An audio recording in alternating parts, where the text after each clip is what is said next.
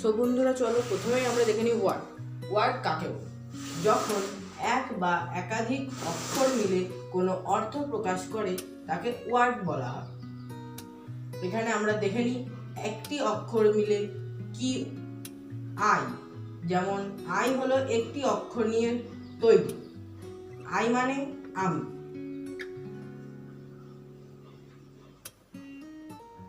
C এ T cat. এখানে cat তিনটি অক্ষর নিয়ে তৈরি। ক্যাট মানে কি? বেড়াল। আর আমাদের মনে রাখতে হবে যখন অক্ষরগুলো পরপর বসবে তার একটা মানে হওয়া দরকার। যেমন এই সি এ টি ক্যাটকে আমরা যদি করি এ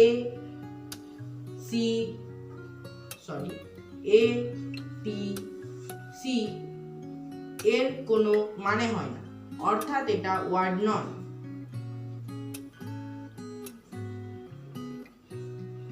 আর এখানে সি এ টি ক্যাট, ক্যাটের মানে বেড়াল, এর ওয়ার্ড রয়েছে এবং একটি সব অক্ষর দিয়ে তৈরি আই। আই মানে আমি, এরও ওয়ার্ড রয়েছে। এবার চলো দেখে নিই সিলেবল। আমরা নিজেদের ঠোঁট ও জিভের গতি না বদলে যে শব্দ বা শব্দাংশ একবারে উচ্চারণ করতে পারি তাকে আমরা সিলেবল বলে থাকি। এখানে সিলেবল আমরা 4 প্রকার দেখে থাকি।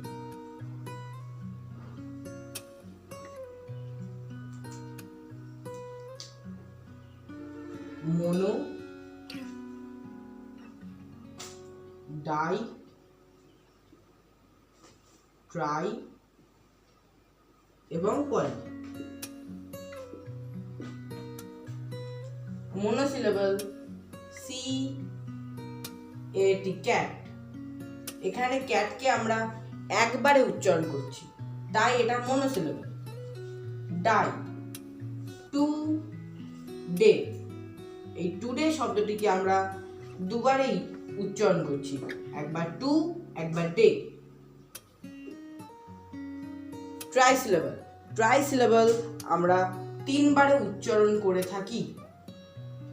যেমন B E A U T I, ইউটি ফুল। বিউটিফুল, এটি দেখো 3 বারে উচ্চারণ হচ্ছে, একবার বিউ, একবার টি, একবার ফুল। এটিকে আমরা ট্রাইসিলেবল বলে থাকি। এবং পলিসিলেবল হলো যখন এই 3টের থেকে বেশি ভাবে উচ্চারিত হয়। যেমন আমরা যদি কোনো শব্দকে 5 বারে উচ্চারণ করে থাকি তাহলে তাকে পলিসিলেবল বলে।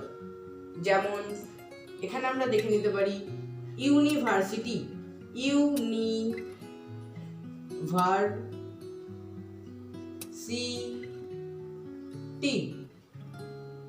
ইউনিভার্সিটি। এটিকে দেখো আমরা 1 2 3 4 5 বারে উচ্চারণ করছি, তাই একে পলিসিলেবল বলা হয়।